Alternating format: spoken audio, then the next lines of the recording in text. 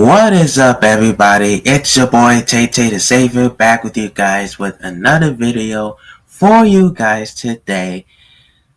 I just want to say thank you guys very much for watching my Hulk Hogan video that I made a number of days ago.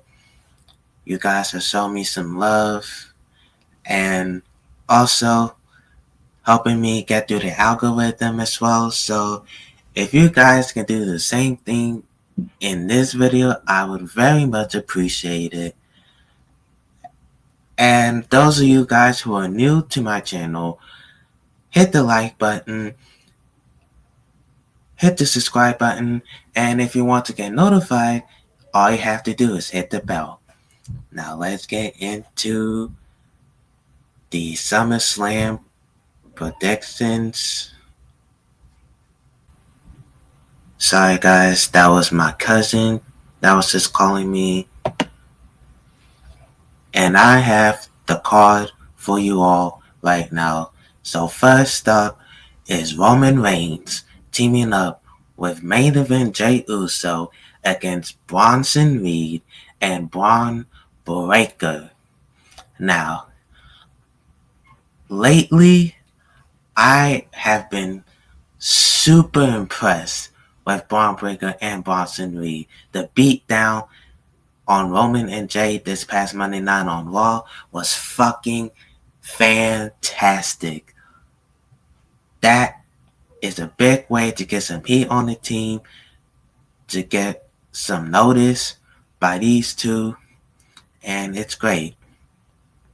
Now, originally, it was supposed to be Jey Uso versus Bronson Reed in a singles match and Roman Reigns versus Braun Breaker in another singles match. We did get Jey versus Bronson Reed this past Monday night, which was nothing of a match. I didn't care about it. I cared more so about the aftermath. And I like the makeup of the team so far. Finally, Braun and Bronson Reed, they're coming into their own. We got Roman Reigns and Jey Uso teaming up since SummerSlam, or what's it called? War Games. I forgot. Yeah.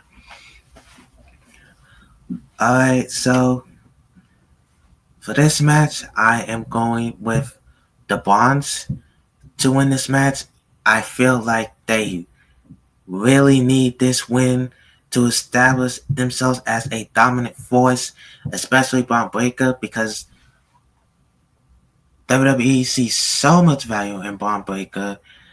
As one of the reports say that Braun Breaker, Rhea Ripley, and Jacob Fatu are seen as the future of the company. So there is no better way to establish him, Braun Breaker, as the future company by pinning Roman Reigns and spearing him in half. I feel like Roman Reigns is bulletproof. I mean, Roman Reigns loses nothing by eating the pin. Alright, that's the first tag team match. Now let's go on to the second tag team match, which is Randy Orton teaming up with Jelly Roll, and they're going against Logan Paul and Drew McIntyre. Now, I'm so impressed with Jelly Roll and his performance so far. His willingness to take wrestling seriously, unlike some hip-hop platinum rapper Travis Scott, who we all know tainted the main event of WrestleMania. So thank God he is no longer on our screens. He is no longer in the wrestling sport. But we'll get to that when we get to that. Right now, we're talking about this match. We're talking about Jelly Roll. And I love that he's with the grind. I'm liking what he's brought to the table so far. He's given out a few choke slams, especially in that talk show segment with Logan Paul at Jimmy Kimmel, which I thought was excellent. And I expect this match to entertain us. Maybe a sleeping match of the night, to be honest. So, with that being said, Randy Orton and Jelly Roll, they get the win. Logan Paul can take the pin here. Drew McIntyre don't need to take the pin. I feel like Randy Orton, Drew McIntyre, and Logan Paul are going to carry the load, and Jelly Roll is going to take, some big man moves, and he'll most likely pin Logan Paul. So that's what I see going on. Next up is Sami Zayn going one-on-one against Karrion Kross, where if Sami Zayn loses, Karrion Kross has to force Sami Zayn to say Kross was right. However, if Karrion Kross loses, then Kross has to say that he was wrong. I've liked the work with Karrion Kross so far. Do I wish that Kross should be in better spotlight? Yes. And I have been hearing that Karrion Kross hasn't resigned. So, here's my pick. Sami gets the win. Kross and Zayn are tied 1 apiece. So, this is going to be the rubber match. And Sami Zayn gets the win. And he moves on to the World Championship picture. Karrion Kross, I feel like he deserves to stay. If Kross leaves, that is a huge fucking mistake on WWE and TKO's part. Alright. Now we get on to the WWE Women's Tag Team Championship match. Roxanne and Raquel of the Judgment Day put the titles on the line against Alexa Bliss and Charlotte Flair. I have been loving the pairing of Charlotte and Alexa. Finally, Charlotte Flair is enjoying herself. She's been likable and she's been having so much fun. The Judgment Day, on the other hand, they've been killing it. Raquel Rodriguez has been killing it as of late, with Lyra and Bayley on Raw the week before. They have put on bangers so far, and I expect this match to be no different. And as for the match, I see a title change, with Alexa Bliss and Charlotte Flair becoming the new WWE Women's Tag Team Champions. And the penultimate match of Summerslam Night 1 is Tiffany Stratton defending the Women's Championship against Queen of the Ring, Jade Cargill. Now, this is the match I'm looking forward to the least. The build has been trash. It is face versus face.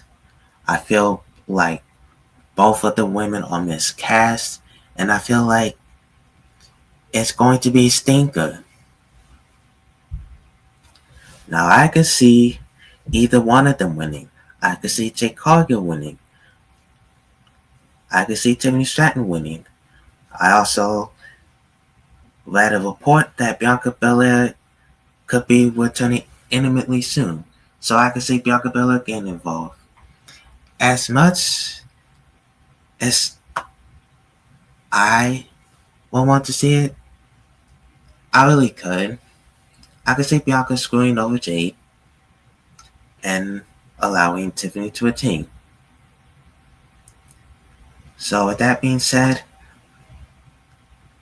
as much as I want Jade, as much as the company loves Jade Cargill, I want Tiffany Stratton to retain the title. As much as Tiffany's reign hasn't gone on all that well, and the matches have been subpar at best, Tiffany Stratton deserves better competition. And last but not least, for Summerslam Night 1, CM Punk challenges the Ring General for the WWE World Heavyweight Championship. Now, the back and forth stuff, I like CM Punk's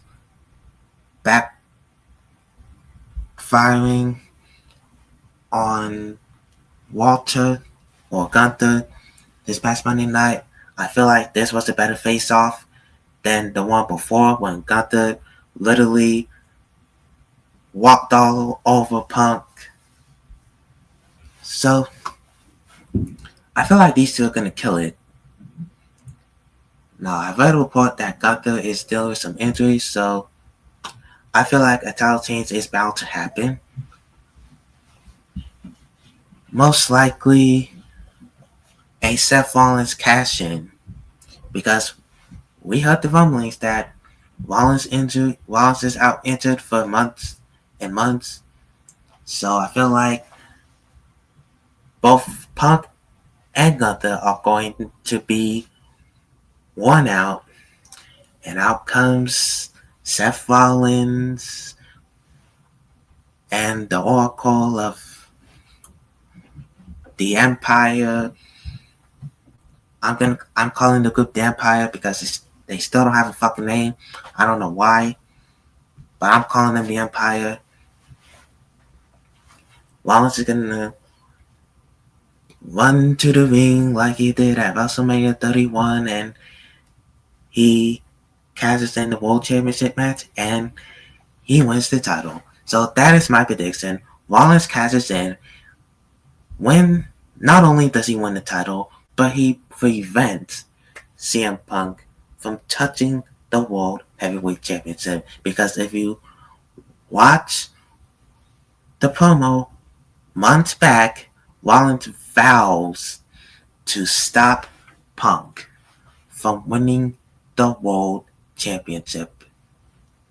He did it at Elimination Chamber. He did it at Night of Champions. I feel like he's going to do it again at SummerSlam.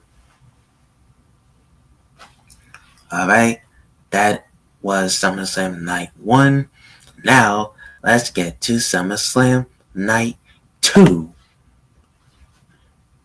And the first match is the triple threat match for the WWE Women's World Championship. Naomi defends against Rhea Ripley and Io Sky. I expect this match to cook, if you know what I'm saying. Rhea Ripley and Io Sky tore the house down at Evolution. Rhea and Io did the same at WrestleMania with Bianca Belair. And I expect no different with Naomi involved. And I also expect, and my prediction is, Naomi is still Women's World Champion, and she is going to take it to Paris where she defends it against Stephanie Vaquer. Next up,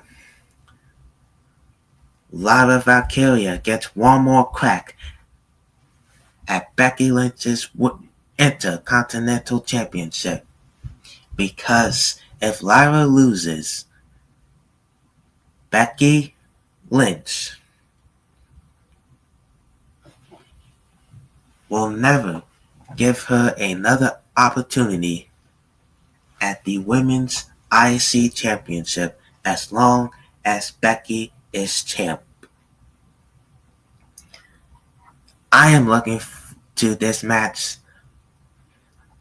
Both women have brought it each and every time, whether it's from NXT, whether it's from Backlash or Money in the Bank or Evolution, and I feel that SummerSlam is going to be no different with no countouts and no disqualification rule.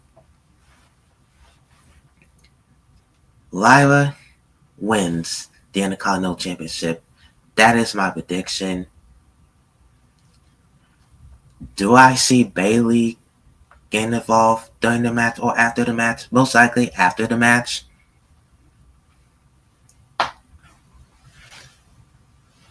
And if you watch Raw Monday Night, I feel like Bayley is heading towards a heel turn, which I'd be down for it.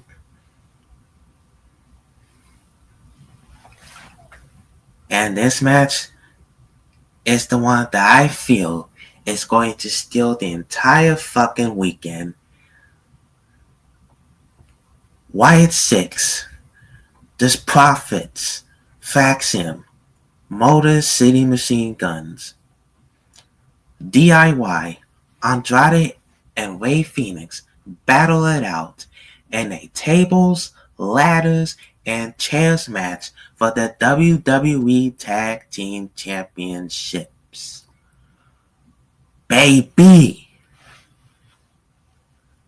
I am living for it because the SmackDown Tag Team division has been firing on all cylinders week after week, month after month. All 6 teams are going to lay it all on the line.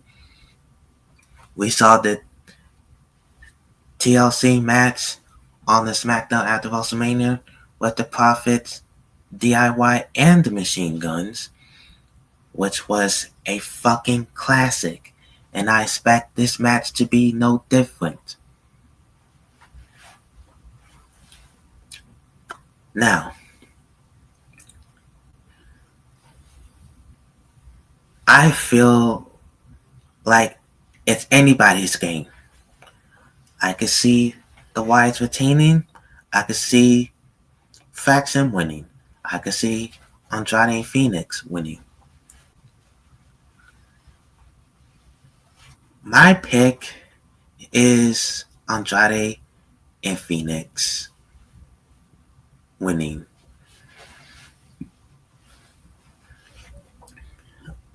Alright.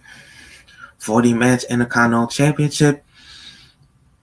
Dirty Dom Mysterio puts it up against AJ Styles. This was supposed to take place at Night Champions. Dominic was not medically cleared. And we've got some very entertaining skits with Dom and AJ Styles.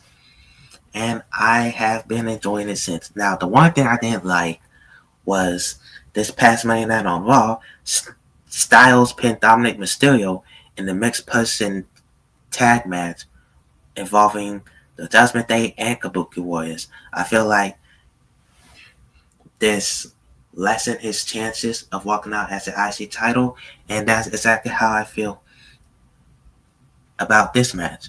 I feel like Dominic Mysterio is going to retain.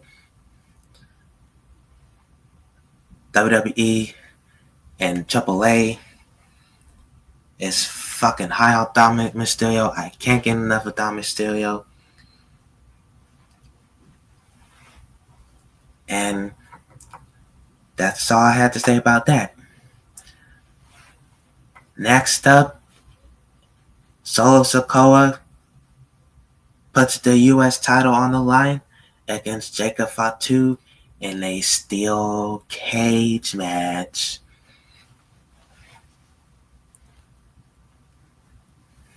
Here's the deal about Solo Sikoa and Jacob Fatu. I feel like they have been the bloodline stuffed to death. You got the MFTs involved, you got Jim Uso involved, and I'm ready to put this to rest. I feel like Jacob Fatu is winning back the title. Solo's US title reign should end on Sunday, and that is it. As much as I like Sol Sikoa and his comedy antics, the title is going back to Jacob Fatu. Period. And the story. And finally, for the WWE Undisputed Championship, John Cena puts the title on the line against Cody Rhodes in a street fight. This match, no doubt about it, is going to blow the WrestleMania match that they had, which was one of the worst main events of all time, out of the water. I feel like they're going to make up for what happened in Vegas with The Rock not getting involved and Travis Scott bullshit. And by the way, I'm so happy that Travis Scott is no longer in WWE. I feel like he was the Black Cloud in the main match, in the main build. And if you watch Unreal, they felt like the whole angle was basically Travis Scott and not Cody and Cena for the wrong reasons. And I did watch SmackDown yesterday. John Cena pretty much burying The Rock, burying Travis Scott, burying his entire fucking heel run, which was an absolute disaster. So thank God that John Cena is now a babyface. And he should be a babyface for the rest of the year, going into his retirement. Now for this match, I could see Cena retaining because of Cody Rhodes going on the movie. But I could see Cody Rhodes winning. Could I see Cody Rhodes turning heel? It's possible.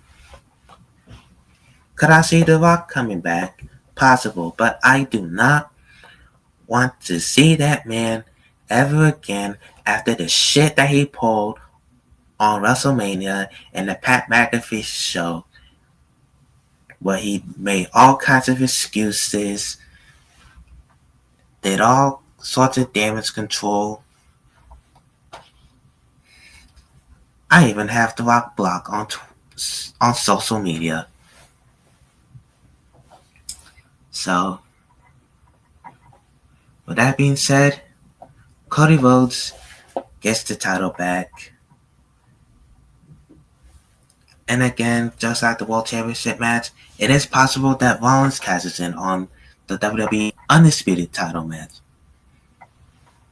and making it triple threat, and Rollins takes the title and his group moves to SmackDown.